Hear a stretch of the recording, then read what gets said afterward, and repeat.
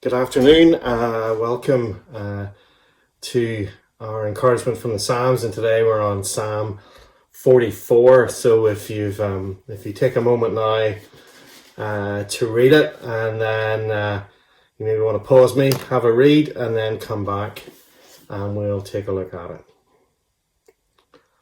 Okay.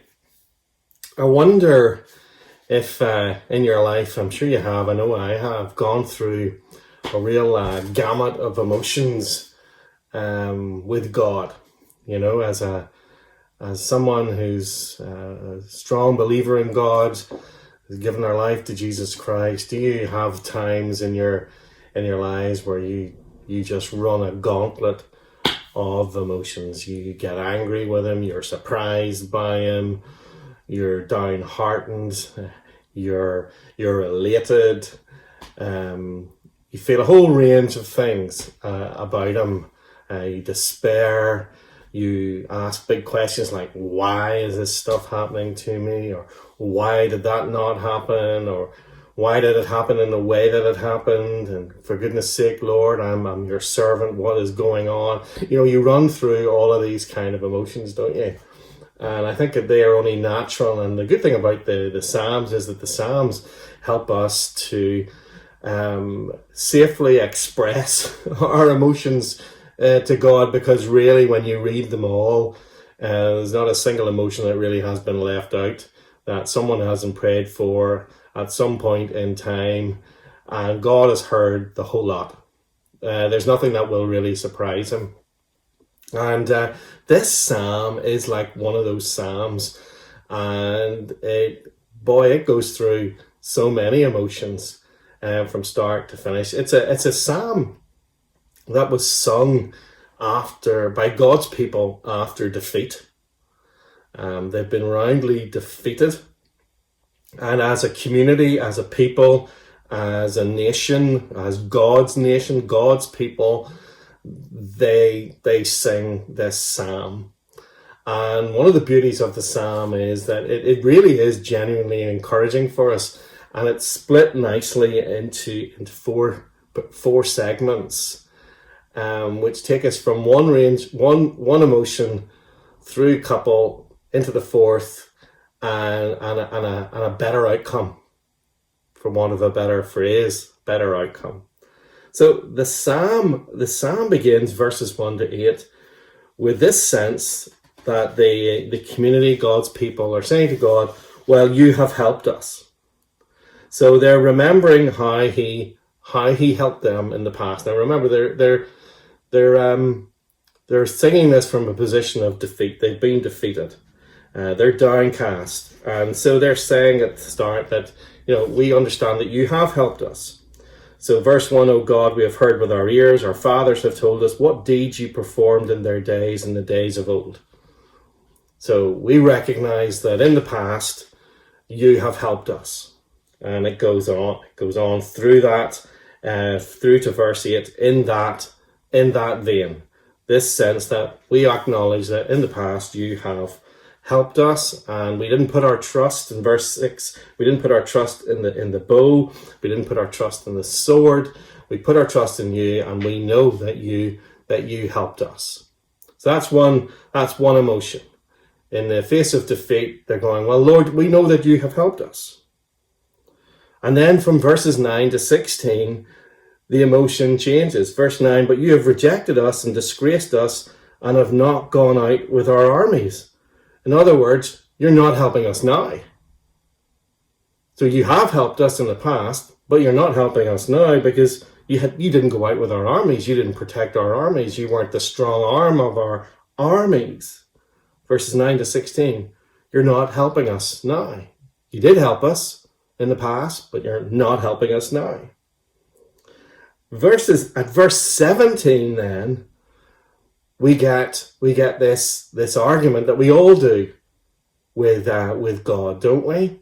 We all start to sit down and reason in our prayers and rationalize with God. You know, well, Lord, I'm a very faithful person, and yes, I've made my mistakes, and I know that you've helped me in my past, and like, you're not helping me now, but really, you should help us. You should help me.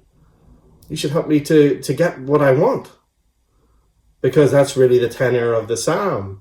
So in verse 17, we get this section from 17 to 22, where the people argue, well, we're your people, we're your special people, you should help us. All this has come upon us, verse 17, though we have not forgotten you, and we have not been false to your covenant. Look, we are faithful people. We haven't forgotten you. Why have you forgotten us? You helped us in the past. You're not helping us now, but really you should help us. Look how faithful we have been. Look how earnest we have been in our prayers. Look at just our overall behaviour. You really should help us. Isn't that right, Lord? What's going on, Lord? Why are you not helping us? You should help us. It's beautiful. Verse 18, our heart has not turned back, nor have our steps departed from your way. Yet you have broken us in the place of jackals and covered us with the shadow of death. Despite our faithfulness to you, well, you haven't helped us, but you really should. Look, why should we be treated any different to other people? In fact, we should be treated differently, shouldn't we? Because we're your special people. We're yours, Lord. You should be helping us.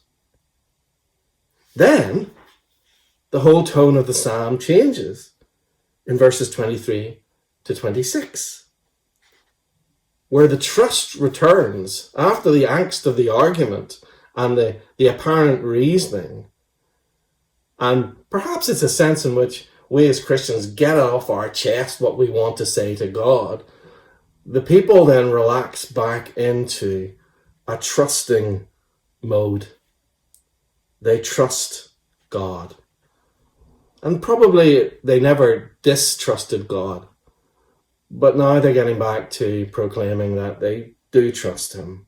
Awake, why are you sleeping, O Lord? Verse 23, rise yourself, do not reject us forever. Why do you hide your face? Why do you forget our affliction and oppression? For our soul is bowed down to the dust, our belly clings to the ground. Rise up, come to our help, redeem us for the sake of your steadfast love. And there's this sense of trust restored. Not that the Lord has changed or done anything different, but his people are now once again acknowledging their trust in him. But isn't that a familiar rant in one sense? You have helped us in the past. You're not helping us now. You really should help us. We do trust you to help us. We know you will help us. And again, it would be easy to fall into that kind of trap, that theological trap that in the context of our times would be all too easily done. As a faithful people, you're sitting there and you're saying, I've been a Christian all my life. I read the Bible, I go to church, I pray, I help in the community. I'm not trying to get to heaven by good works. I firmly believe in you. I know I get to heaven by faith alone. I know I can only get there by the blood of Christ. You know all the arguments. You go over and over and over the arguments, and you still come out and say, but Lord, why is this stuff happening to me? And it's happening because he's God and there's a mystery to it all. And if we knew all the answers, then we would be God too.